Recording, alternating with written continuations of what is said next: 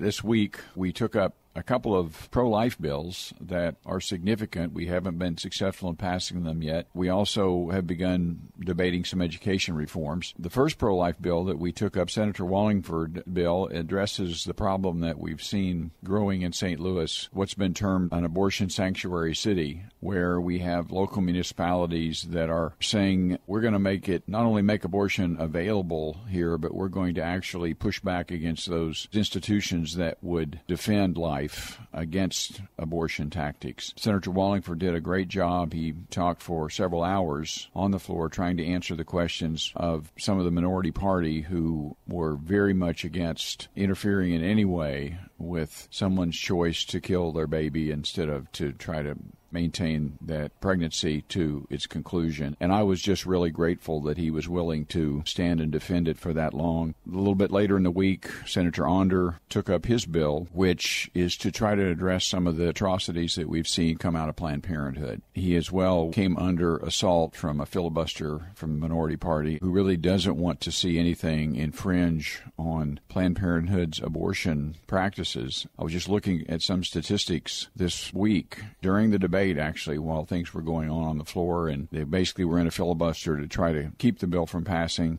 I began to do just a little research online about the history of abortion, and particularly because some of the people that were filibustering are in the minority in terms of racial minority, wanted to see what the impact has been on that community. It was interesting that 80% of abortion clinics are in minority neighborhoods. That's pretty telling because that's where you're more likely to have candidates for abortion. It's also true that there are 3 times more African American children killed by abortion than there are white children killed by abortion. And almost twice as many African Americans and Hispanics are killed by abortion. You've actually heard people like Alveda King, who is the niece of Reverend Martin Luther King, call it genocide on the black race. That really is disturbing, and it's also disturbing whenever that information doesn't ever seem to be a part of the debate, whenever it's not acknowledged that abortion has become probably the greatest racial attack that we've seen since Germany. That's not completely surprising because when you realize that it was Margaret Sanger that actually began the organization that became Planned Parenthood, and she was very much a racist. She very clearly stated her goals was to purify the race, which eventually became the underpinning for the Nazi approach to race and to building this super race. She was an advocate and established the very first birth control center. That was the whole point of that. You know, it's one thing for us as senators to have opinions. We have a right to our opinions, right or wrong. We may be wrong, but we have a right to that opinion. But we don't ever have a right to our own set of facts. Facts are facts, and that's some of the things I've found in those same references that over a period of time, those Planned Parenthood clinics who claim that they're there for the health of women, they supported 5,000 adoptions during this period of time. But during that same period of time, they also permitted 300,000 abortions. So we're looking at multiples that are going towards killing minority children, not helping them become adopted. And that's disturbing, and that's why I supported both of those bills, continue to support them. I continue to pray that we'll be able to pass both Senator Wallingford's bill and Senator Onder's bill, and that we'll begin to expose as much as we can this tragedy of abortion that has killed so many Missourians and is particularly dangerous to racial minorities. The other thing that I think actually does even tie in a little bit there was the education reform options that were debated on the floor. Senator Koenig has a bill. It's called Education Savings Account Bill. I have a similar bill. Mine is a little bit broader based than his. His bill is confined to special needs children, for example, someone who's on an IEP, an individualized education program, and most Missourians probably know what that is, and also foster care children. And it is designed to allow parents to have an option in where they want to send their children to school. So if they think that the needs of their son or daughter are not being adequately met in the current educational environment, then this allows them to opt into this program. It would be tax credit funded.